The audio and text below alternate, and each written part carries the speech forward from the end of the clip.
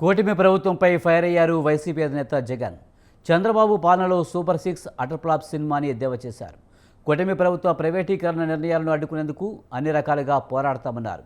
ఇక ప్రతిపక్ష హోదా ఇష్యూపై స్పందించిన జగన్, ఆ హోదా ఇస్తే సభాధ్యక్షుడితో సమానంగా సమయం ఇవ్వాల్సి వస్తుంది కాబట్టి తమకు ఆ హోదా ఇవ్వడం లేదని మండిపడ్డారు ఆయన. రాష్ట్రంలో పాలన అనేది సాగుతా ఉన్నది ప్రజల కోసం సాగుతా ఉందా, లేకపోతే దోపిడీదారుల కోసం ఈ పాలన సాగుతా ఉందా అన్నది నిజంగా అర్థం కాని విషయమే. ఒక క్వశ్చన్ మార్క్. రైతులకు అందాల్సిన ఎరువులు బ్లాక్ మార్కెట్ చేస్తూ ఈ రోజు స్కాములు కనిపిస్తా ఉన్నాయి. ఎరువులు అందని పరిస్థితి కనిపిస్తా ఉన్నా గానీ, ఎరువులు దొరక్క రైతులు అగసాట్లు పడతా ఉన్న పరిస్థితులు కనపడతా ఉన్నా గానీ, ఏ పంటకు గిట్టుబాటు ధరలు రాని పరిస్థితి కనపడతా ఉన్నా గానీ వాళ్ళ తరపున మాట్లాడకూడదా? ప్రజాస్వామ్యం అనేది ఏ రకంగా ఖూనీ కాబడతా ఉందన్న దానికి ఇవన్నీ నిదర్శనాలు. అసలు రైతులు రోడ్డు ఎక్కాల్సిన పరిస్థితి ఎందుకు వచ్చింది? మీరు గన ఎరువులను అందించాల్సిన ఎరువులను అందించి ఉండింటే ఏ రైతు రోడ్డు ఎక్కే పరిస్థితి ఉండేది కాదు కదా. మీరు స్కాములు చేయకపోయినంటే ఎరువుల విషయంలో ఈ పరిస్థితి వచ్చి ఉండేది కాదు కదా. 2 నెలలుగా రైతులు పడుతా ఉన్న అగసాట్లు దీనికి సాక్ష్యం కాదా?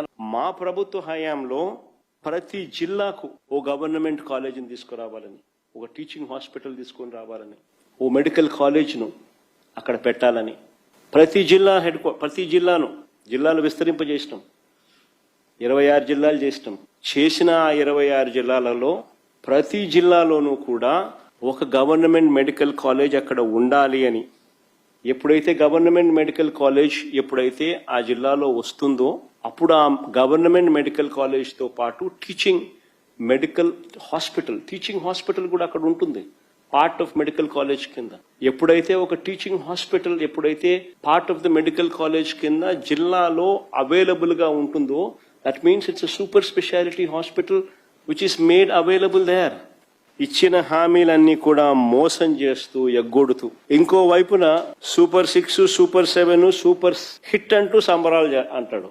నిజంగా ఆశ్చర్యం నాకు. నిజంగా చంద్రబాబు నాయుడు అనే వ్యక్తి అబద్ధాలు ఆడగలిగిన తీరు చూస్తే కళ్ళార్పకుండా అబద్ధాలు ఆడగలరు. ఏమాత్రం కూడా జంకు బొంకు ఎక్కడ ఏమి ఉండవు. కళ్ళార్పకుండా అబద్ధాలు ఆడగలిగిన వ్యక్తి ఆయన ఒకడే.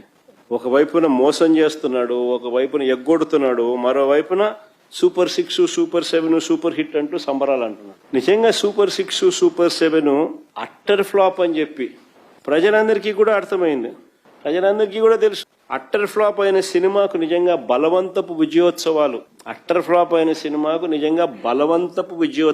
నిజంగా ఎలా ఉంటాయి అన్నది అనంతపూర్లో చంద్రబాబు నాయుడు గారు చేస్తా ఉన్నది చూస్తే అర్థమైంది. ప్రైవేటీకరణను మేము అడ్డుకుంటాం, అన్ని రకాల పోరాటాలు చేస్తాం.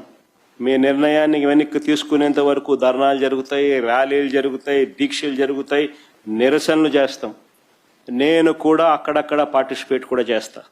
అన్ని రకాలుగా దీన్ని అడ్డుకునే ప్రయత్నం జరుగుతుంది. నేను ఒక్కనే కాదు, నేను రాష్ట్ర వ్యాప్తంగా రాష్ట్ర శ్రేయస్సు కోరే ప్రతి ఒక్కరికి కూడా పిలుపునిస్తా ఉన్నా, ప్రతి పార్టీకి కూడా పిలుపునిస్తా ఉన్నా. అందరూ కలిసి రండి అని కూడా అడుగుతా ఉన్నా. ఇది రాష్ట్రానికి సంబంధించిన ఆస్తులు. ఈ ఆస్తుల వల్ల ప్రజలకు మంచి జరుగుతుంది. ఈ ఆస్తుల వల్ల ప్రజలకు జరిగే శాశ్వత మంచిని చంద్రబాబు నాయుడు తీసేసే ప్రయత్నం చేస్తా ఉన్నాడు. పోలీస్ అనేది సరిగ్గా లేదు. సెంట్రల్ గవర్నమెంట్ ఫోర్సెస్ వస్తే నీకు న్యాయబద్ధంగా ఎలక్షన్లు జరుగుతాయి, లేదా పోలీసుల చేతనే ఇష్టం వచ్చినట్టుగా రిగ్గింగ్ చేయించినారు, కంటి ముందనే కనిపించే విధంగా. ఇవి మన కంటికి కనపడతా ఉన్నా, మన కళ్ళ ఎదుటే కనిపిస్తా ఉన్న వాస్తవాలు.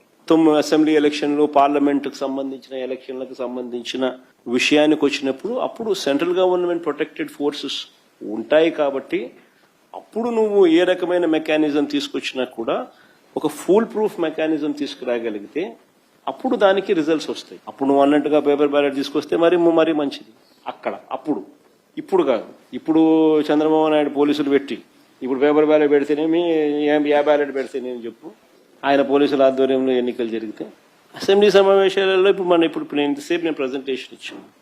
ఈ ఇచ్చిన ఇంతసేపు ప్రజెంటేషన్ నాకు అసెంబ్లీలో కూడా ఈ మాదిరిగా ఇవ్వగలిగితే ప్రజల సమస్యలు బయటికి వస్తాయి, ప్రజల సమస్యలు మనం చెప్పగలుగుతాం.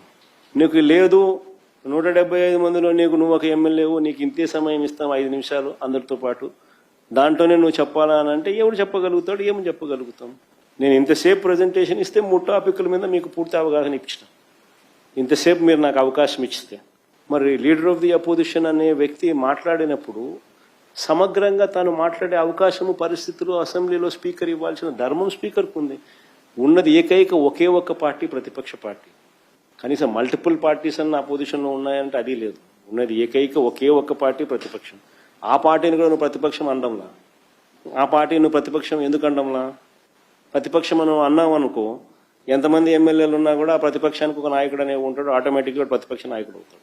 ఆటోమేటిక్లీ ప్రతిపక్ష నాయకుడు అయినాడు అని అంటే ఆయనకు నువ్వు సభా అధ్యక్షునితో సమానంగా మైక్ ఇవ్వాల్సి వస్తుంది. అది ఇవ్వడం నీకు ఇష్టం లేదు కాబట్టి అసలు ప్రతిపక్షమే లేదంటున్నావు. అసలు ప్రతిపక్షమే గుర్తింపు ఇవ్వడం